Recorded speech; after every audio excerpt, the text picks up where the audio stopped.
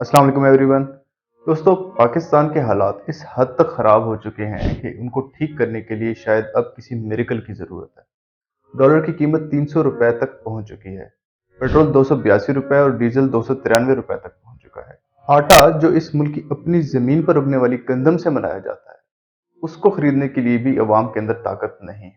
अवाम मुफ्त आटे के लिए लाइनों में खड़े होने पर मजबूर हैं ताकि अपने बच्चों को पेट भर के रोटी खिला सकें। मगर आटे की इन लाइनों में भी अब तक 9 अफराद अपनी जानों से हाथ धो बैठे हैं। आईएमएफ के तरले मिन्नतें किए जा रहे हैं कि वो इमदादी पैकेज दे दें। और जैसे पाकिस्तान के प्राइम मिनिस्टर शहबाज शरीफ ने कहा था कि बेगर्स आर नॉट चूजर्स, उसी तरह चाइना और सऊदी अरेबिया की जानिब भी हाथ बढ़ाया जा रहा है। मुल्क को बैंकरप्ट होने से बचाने के लिए पैसे चाहिए हैं। हुकूमत हर तरह से ये पैसे जमा करने की कोशिश कर रही है। कभी पेट्रोल के नाम पर अवाम के ऊपर पेट्रोल बम गिराया जा रहा है, तो कभी सेल्स टैक्स को बढ़ाकर अवाम से पैसे लेकर खजाना भरा जा रहा है। अच्छा, अब तक ये सब तो बर्दाश्त कर रहे थे, मगर इस वक्त हुकूमत ने एक ऐसा काम कर दिया जिसने पाकिस्तानियों का सर शर्म से झुका दिया। इंटरनेशनल एयर ट्रांसपोर्ट एसोसिएशन के मुताबिक पाकिस्तान ने 27 मुल्कों का 225 मिलियन डॉलर का फंड्स ऑफ रिपेट्रिएशन ब्लॉक कर दिया है। दोस्तों, फंड्स ऑफ रिपेट्रिएशन क्या होता है? आमतौर पर मुख्तलिफ एयरलाइंस अपने टिकट्स की फरोख्त उसी मुल्क की करेंसी में करती हैं। मिसाल के तौर पर आप एमिरेट्स में उम्रा पर जाने के लिए अगर बुकिंग करवाते हैं तो पेमेंट रियाल की बजाय पाकिस्तानी करेंसी में करेंगे।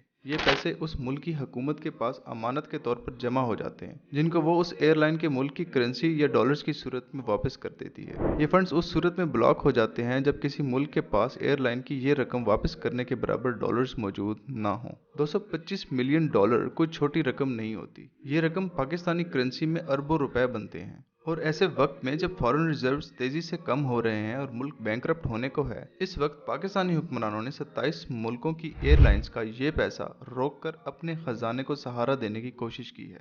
अगर हम अपने मुल्क की तारीख पर नजर डालें तो हमें इस बात का अंदाजा होगा कि एक ऐसा मुल्क जिसमें दुनिया की हर नेमत मौजूद है, फिर भी हमेशा आईएमएफ का कर्जदार क्यों रहता है? तो हकीकत में हमारे हुक्मरानों की बेवकूफ़ाना फैसलों की वजह से आज मुल्क बैंकरप्ट होने के दहाने पर खड़ा है। एयरलाइंस का रिपेट्रिएशन फंड रोकने के वक्त हुकूमत ने यही सोचा होगा कि इस तरह शायद वो अपने फॉरेन रिजर्व्स को डूबने से बचा सके। मगर कारोबार के भी कुछ असूल होते हैं, और कारोबार में बेईमानी करने वाला हमेशा भारी नुकसान उठाता है, और इस फैसले का अजाब अवाम और गिरती हुई इकॉनमी ही बर्दाश्त करेगी। कोई भी कारोबार सर्विसेज की अदायगी के बगैर चल नहीं सकता। अगर आप एयरलाइंस को पैसे नहीं देंगे तो वो आपको सर्विसेज नहीं देंगे, जिसकी वजह से दुनिया के डिफरेंट कंट्री से आपके तजारती राब्ते मुतासर होंगे। इस हवाले से एयाटा के डायरेक्टर विली वॉश का भी यही कहना था कि आलमी तौर पर मंडियों और सप्लाई चेन से जुड़े रहने के लिए ज़रूरी है कि आप अपनी अदायगियां वक्त पर करें। हर एयरलाइन को चलाने के लिए पैसों की ज़रूरत होती है, जिनसे जहाज़ों का फ्यूल, उनकी मेंटेनेंस, वर्कर्स की तनख्वाहों के अलावा दूसरे खर्चे पूरे किए जाते हैं। लेकिन अगर कोई मुल्क किसी एयरलाइन के फंड्स देने से इनकार करता है और ये इनकार टेम्पररी की बजाय परमानेंट बेसिस पर हो, तो एयरलाइन उस मुल्क के लिए अपना फ्लाइट ऑपरेशन पहले तो महदूद कर देता है,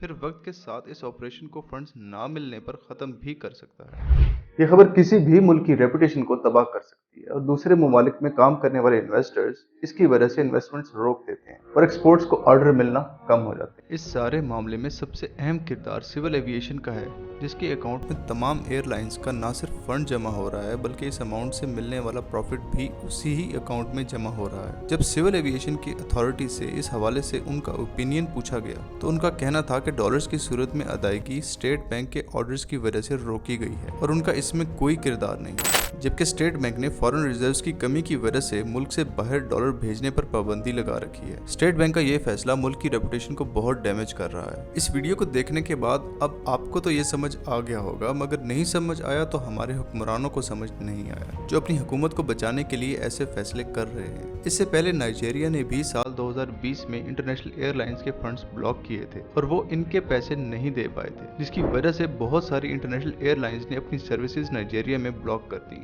अब इस वक्त 27 से ज्यादा मुल्कों की एयरलाइन बार बार एक ही मुतालबा कर रही हैं कि साडा हक एथे रख।